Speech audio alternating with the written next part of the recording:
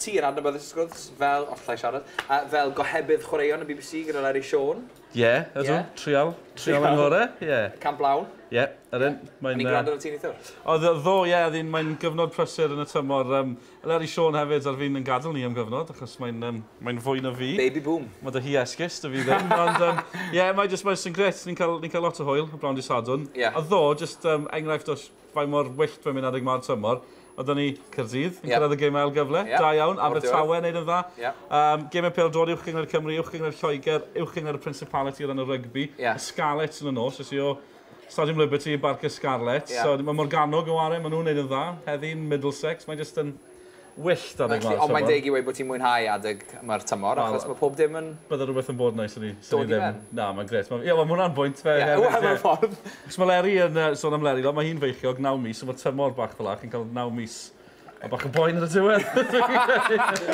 Dyma ni pwy chi'n gefnogi. Ti'n meddwl wneith Clwb o Gymru cyrraedd yr uwch gyngor o'r diwedd? Wel, pam lai? Mae Caerdydd na. Dwi ddim yn siŵr am Abertawe, mae rai fi gyfaddau. Dwi am poeni amdani nhw o ran cyrraedd y gêm ail gyfle. Just yn allan o ddo, ond oedd Barnsley ddim yn wych, ond ennill yn dda.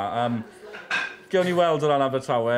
Caerdydd, wel, pam lai? Maen nhw fewn tair gêm i'n gyrraedd uwch gyngor Lloegr. A maen nhw'n streetwise o'r term system, fi'n credu. Maen nhw'n gwybod beth maen nhw'n neud, maen nhw'n brofiadol. Bydde fe'n anhygoel. So'n gret i Gymru, bys o? Bydde fe'n wych. OK, croes i bysedd. Roed, ath ti a dwraig di i Lundain dros y Pasg?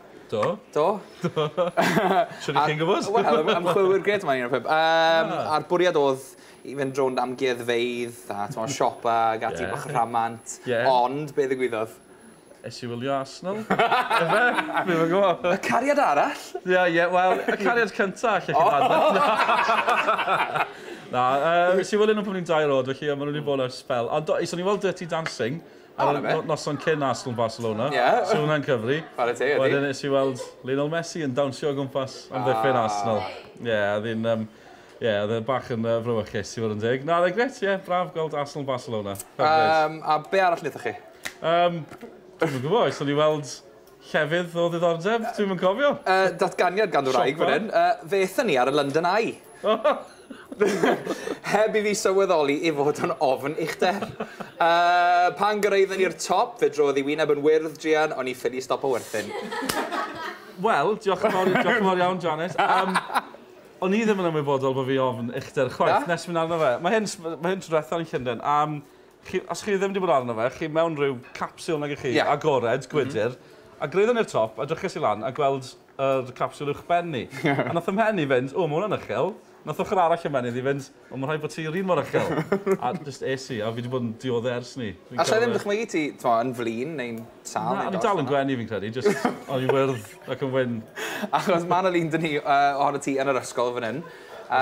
Gen i weld nawr ti yn, wel, nes ti wenu o'r dechrau, fi'n meddwl? Do, mae rhaid, ie. Fi jyst yn gwenu trwy amser.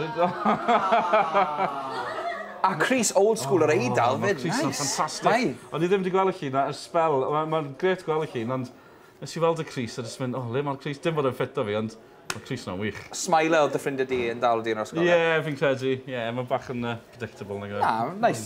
Ti'n hapus? Fi'n gwenu pan fi ddim yn hapus, fyd, so sneb yn siŵr.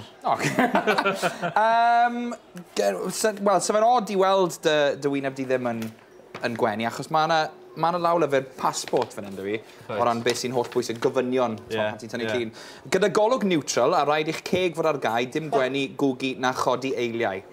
Felly, ni wedi ffindo, ddim yn gwenu, a'r manylion holl bwysig wedi cuddio fan'na. Da ni, Ebsi, ddim yn gwenu.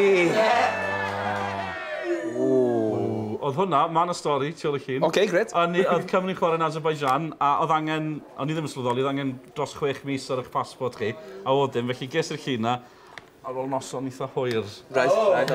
Felly dwi ddim ar yng ngorau, ond bydd yn dod i ben mewn 2 flynedd, lle gael llun newydd. OK, falle i weld Cymru yn... Wel, bydd yr amser i'n berffaith, bydd hwnna'n braf. Gen i weld, sôn am Bill Drod, penaltîn. Penaltîn yn digwydd ar un o pump. Ti di wneud lot fawr ysgysodion yn y gorffennol, brysur, mynd i Lundain. Do, dwi wedi llwyddo osgoi e. Ti wedi llwyddo osgoi, ond wnaethon ni ffilmio gyda Heaven Thomas, sy'n wnaeth y gigolwyr di yn Ec2. A drychwch, pwy nath droi lan? Dylan Ebenezer, prop. Dylan Ebenezer, cyd-gyflwynydd i ar Ec2 BBC Radio Cymru.